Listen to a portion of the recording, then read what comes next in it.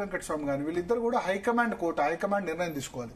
So మనతో పాటు ఇప్పుడు ఫోన్ లైన్ లో సీనియర్ శాసనసభ్యులు కాంగ్రెస్ పార్టీ నుంచి మల్రెడ్డి రంగారెడ్డి గారు మనతో పాటు ఫోన్ లైన్ లో సిద్ధంగా ఉన్నారు. మంత్రివర్గంలో ఆయన కూడా చాలా సీరియస్ ఆస్పిరెంట్. ప్లస్ ఇప్పుడు రాష్ట్రంలో ఉన్న సీనియర్ ఎమ్మెల్యేల్లో ఆయన కూడా ఒకళ్ళు కాంగ్రెస్ పార్టీ నుంచి 1994 నుంచి ఎమ్మెల్యేగా first time 1994 MLA Tummala Nageswara Rao ఒకళ్ళు ప్లస్ మల్రెడ్డి రంగారెడ్డి కాంగ్రెస్ పార్టీలో ఉన్న సీనియర్స్ లో. ఎందుకంటే ఉత్తమ్ కుమార్ రెడ్డి 99 కాంగ్రెస్ పార్టీ నుంచి చెప్తున్నా నేను, మిగతా పార్టీలు కాదు. మిగతా పార్టీలో అంటే కేసీఆర్ అందరికంటే సీనియర్ 85లో ఆయన KCR first time MLA. So Malreddy Rangareddy గారు జీ తెలుగు న్యూస్ కోసం సమయం కేటాయించిన ధన్యవాదాలు. వినబడుతుందా మల్రెడ్డి గారు? 30 సంవత్సరాలు 30 సంవత్సరాల క్రితం తొలిసారి శాసనసభలో అడుగు పెట్టారు. మంత్రి పదవి భాగ్యం దొరకలేదు ఇంతవరకు. ఈసారి వస్తుందా మంత్రి పదవి? బ్రదర్, నా దగ్గర నాకు రావడానికి అందరికంటే సీనియర్ నేను. Okay, number 1. నెంబర్ 2, కాంగ్రెస్ పార్టీలో మీరే సీనియరా ఇప్పుడున్న ఎమ్మెల్యేలో? సీనియర్ కాబట్టి అడగగలుగుతున్నాము. కాంగ్రెస్ పార్టీకి ఒక కరుడు గట్టిన కాంగ్రెస్ వాదిగా 30 ఏళ్ల సంది కాంగ్రెస్ పార్టీ అధికారంలో ఉన్నా లేకున్నా పార్టీ కోసం పనిచేస్తున్నా. పార్టీ ఎట్లా ఏదో ఆదేశాలు ఇస్తే అది పని చేసినా కాంగ్రెస్ పార్టీకి నాకంటే గొప్పగా చేసిన వాళ్ళు ఎవరు లేరు. మరి చేసిన వాళ్ళకు ఇవ్వకుండా చేయని వాళ్ళకి ఇస్తారా? తప్పకుండా నాకు కూడా మా పార్టీ ఇస్తది. మా పార్టీకి కూడా తెలుసు ఈ రాష్ట్రంలో ఉన్నటువంటి జనాభాలో 44% జనాభా ఉన్న హైదరాబాద్ రంగారెడ్డిలో గ్రేటర్ హైదరాబాద్ లో నేను ఒక్కడే గెలిచిన. గ్రేటర్ హైదరాబాద్ లో గెలిచినటువంటి ఏకైక వ్యక్తిగా, రంగారెడ్డి జిల్లాలో గెలిచిన వ్యక్తిగా నేనున్నా ఈ రోజు. మరి 44% ఉన్నటువంటి జనాభాలో గెలిచినటువంటి మల్రెడ్డి రంగారెడ్డికి ఇయ్యరని ఎందుకు అనుకుంటున్నారు మీరు? మీరు అనుకోవాల్సిన పని లేదు. తప్పకుండా మా పార్టీ మీద నమ్మకం ఉంది, విశ్వాసం ఉంది. నాకు తప్పకుండా పార్టీ గుర్తించి ఇస్తది అనేటువంటిది చాలా క్లియర్ గా ఉంది. మా మంత్రులు గాని, ముఖ్యమంత్రి గారు గాని అందరూ కూడా తప్పకుండా నేను చేసినటువంటి కష్టానికి, నేను కష్టపడ్డడానికి తప్పకుండా నాకు మద్దతు చేస్తారని అనుకుంటున్నా నేను. మరి అట్లయితే ఇప్పుడు మీకు మొదటి టర్మ్ ఇప్పుడు 12 మందిని తీసుకున్నప్పుడే దొరకాలి కదా, ఎందుకు దొరకలేదు? తప్పకుండా ఇవ్వాల్సి ఉండే. 12 మందిని తీసుకున్నప్పుడు మొదటి కేబినెట్ లోనే నేను మంత్రిగా ఉండాల్సినటువంటి అవసరం ఉండే. ఎందుకంటే నా కోసం కాకుండా రంగారెడ్డి జిల్లా కోసం, హైదరాబాద్ జిల్లాలో కూడా ఎవరు గెలవలే కాబట్టి నేను హైదరాబాద్ రంగారెడ్డిలో ప్రాతినిధ్యం వహించిన. 94 నుంచి మీ అందరికీ తెలుసు నా మలక్పేట కాన్స్టిట్యున్సీ 4 కాన్స్టిట్యున్సీలు అయింది. మలక్పేట, ఎల్బీ నగర్, ఇబ్రాహీంపట్నం, మహేశ్వరం. కాబట్టి తప్పకుండా పార్టీ ఇంతకంటే మరి గొప్పగా పనిచేసిన వాళ్ళు ఎవరు కానరారు. అందరం పనిచేస్తేనే పార్టీ అధికారంలోకి వస్తుంది. ఏ ఒక్కరితోనే పార్టీ అధికారంలోకి రాదు.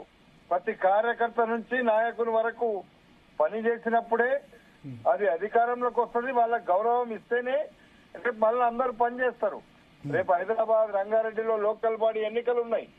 నేను ఇక్కడ మాకు ఎవరు రిప్రజెంటేషన్ లేకపోతే ఆ కార్యకర్తలు కూడా ఎవరు ఉత్సాహంగా పనిచేయరు. వాళ్ళు కూడా మీకే గతి లేదు మాకెందుకు అంటారు వాళ్ళు. కాబట్టి తప్పకుండా పార్టీ, మా రాహుల్ గాంధీ గారు, ఖర్గే గారు, మాకుండేటువంటి పార్టీ అధినాయకత్వం అంతా కూడా ఆలోచిస్తుందండి. అందులో ఏమాత్రం అనుమానం లేదు. తప్పకుండా రిప్రజెంటేషన్ 10 జిల్లాల తెలంగాణ తెచ్చుకున్నాము. బ్రదర్, మీరు గుర్తుపెట్టుకోండి, తెలంగాణ ఉద్యమం జరుగుతున్నప్పుడు ఆంధ్ర పాలన వద్దు, తెలంగాణ పాలన 10 జిల్లాల పాలన కావాలని కొట్లాడినాం. కొట్లాడిన తెలంగాణలో 10 జిల్లాలకు 10 మంది మంత్రులు ఉండాలి ముందు. ఎందుకంటే గతంలో టిఆర్ఎస్ లో 6 మంత్రులు హైదరాబాద్ రంగారెడ్డిలో ఉన్నారు. నీకు రాష్ట్రమంతా 12 మంది ఉంటే 6 మంది ఇక్కడనే ఉన్నారు. కాబట్టి తప్పకుండా 100కి 100 ఎవరైనా గుడ్డిగా ఎవరు కూడా మంత్రివర్గాన్ని విస్తరించారు కదా, వాళ్ళు కూడా ఆలోచిస్తారు. విజ్ఞానులు ఉన్నారు. కానీ రెడ్డిస్ ఎక్కువైపోతున్నారు. అన్నది ప్రాబ్లం కదా ఇక్కడ. టిఆర్ఎస్ లో ఎంతమంది రెడ్డిస్ ఉన్నారు మీరు ఆలోచించండి. ఇప్పుడు మా వాళ్ళు ఒక రెడ్డి అనేటువంటిది నలుగురే ఉన్నారు. నిజంగానే రెడ్డిలకే ఎక్కువైపోయింది అని కాంగ్రెస్ పార్టీ ఒకవేళ అట్లా అనుకుంటే రంగారెడ్డి జిల్లా ప్రజలకు నన్ను అడ్డం పెట్టుకొని రెడ్డిని అడ్డం పెట్టుకొని అన్యాయం చేయొద్దు. రంగారెడ్డి జిల్లాలో ఉండేటువంటి పేద ప్రజల పక్షాన నిలబడాలంటే తప్పకుండా రంగారెడ్డి జిల్లాకు రాష్ట్ర మంత్రివర్గంలో తప్పకుండా ప్రాతినిధ్యం ఉంటది అనేటువంటి నమ్మకం విశ్వాసం మాకుంది. కాబట్టి మేము దాని గురించి ఆలోచిస్తలేము. మీరు అడిగిన దానికి నేను జవాబు చెప్తున్నా. తప్పకుండా మా ముఖ్యమంత్రి గారు కేసీఆర్ కేబినెట్ లో ఇంతకంటే ఎక్కువ మంది రెడ్డిస్ ఉన్నారు అంటారు, అదేనా మీరు చెప్పేది? ఉన్నారు కదా, ఎవరు అడగా. ఇప్పుడు నిజంగానే రెడ్డిలకు వద్దు రంగారెడ్డి జిల్లాలంటే ఇంకా నేను ఒక్కనే గెలిచిన ఇక్కడ ఈ గ్రేటర్ హైదరాబాద్ రంగారెడ్డిలో. మరి ఎవరినన్నా కావాలంటే నేనే గెలిపించిస్తా, కానీ జిల్లా ప్రజలకు అన్యాయం చేయొద్దు. ఎట్లా గెలిపించిస్తారు? ఇప్పుడు ఏం లేదు కదా, మొన్న ఎమ్మెల్సీ కూడా దొరకలేదు ఎవరికి.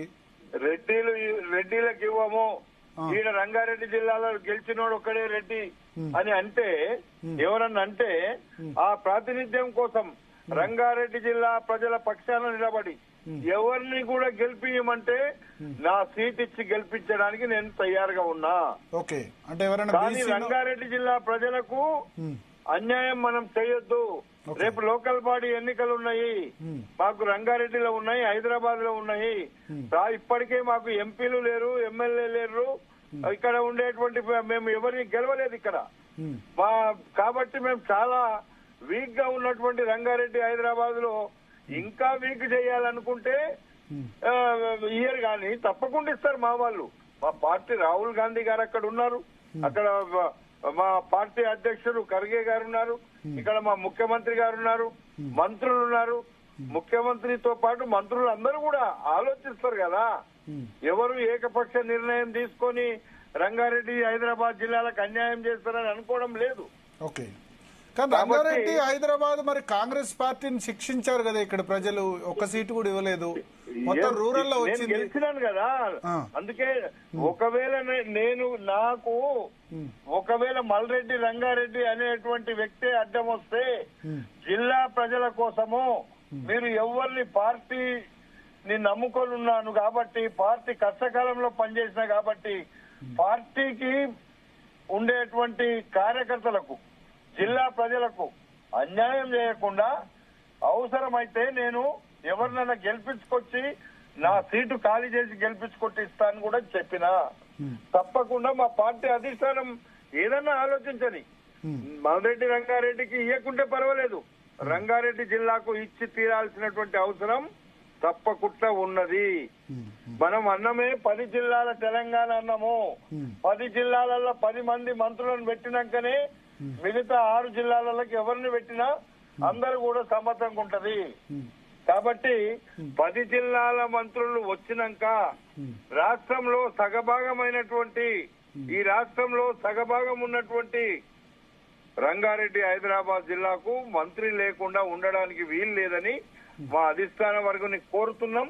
తప్పకుండా వాళ్ళు తప్పకుండా ఇస్తారు. అవతల ఇప్పుడు ఒకటి రెడ్డి సామాజిక వర్గం నుంచి రాజగోపాల్ రెడ్డి అడుగుతున్నారు, సుదర్శన్ రెడ్డి, వీళ్ళిద్దరితో మీ గట్టి పోటీ ఉంది, ఎట్లా చూస్తారు? నిజామాబాద్ జిల్లాకు కూడా నాకు ఎవరితో పోటీ లేదు, నేను ఎవరితో పోటీ పడడం లేదు. రంగారెడ్డి జిల్లా ప్రజల యొక్క సంక్షేమం కోసం రంగారెడ్డి జిల్లా ప్రజలకు కాంగ్రెస్ పార్టీ అధికారంలోకి వచ్చింది. అధికారంలోకి వచ్చినాక కాంగ్రెస్ పార్టీకి ఇక్కడ ఒక మంత్రి లేకపోతే ప్రభుత్వం లేనట్టే కదా.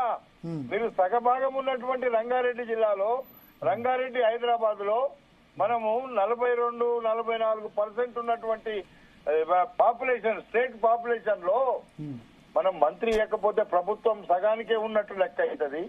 కాబట్టి సగభాగం మంత్రిత్వం మన ప్రభుత్వం కాదు, రాష్ట్రమంతా ప్రభుత్వం ఉన్నట్టు చూపియాలా.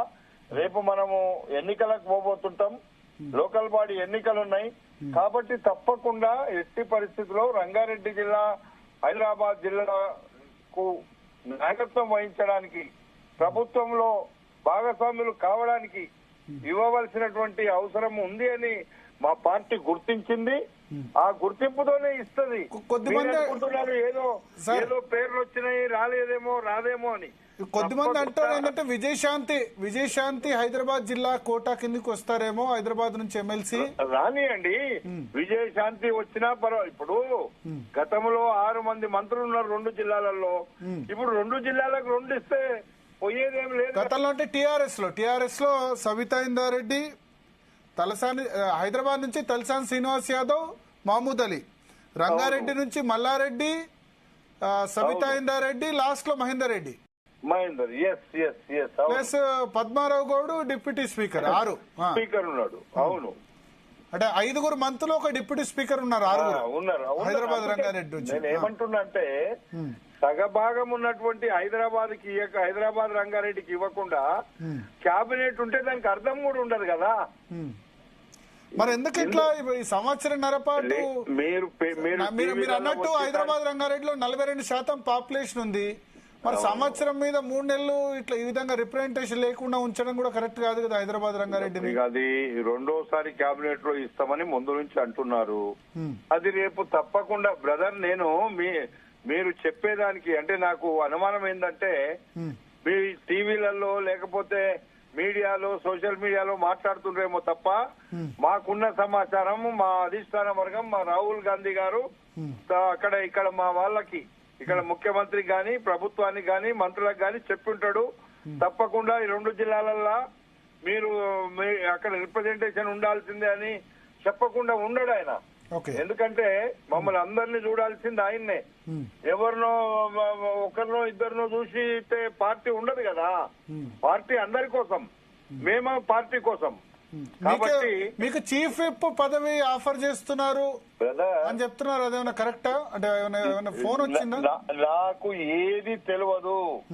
ప్రభుత్వంలో రేపు అనౌన్స్ అయిన దాకా నాకేం తెలియదు. ఏమన్నా ఉంటే తెలిసినాక మాట్లాడతా గానీ తెలియకుండా నేనేం మాట్లాడాలి?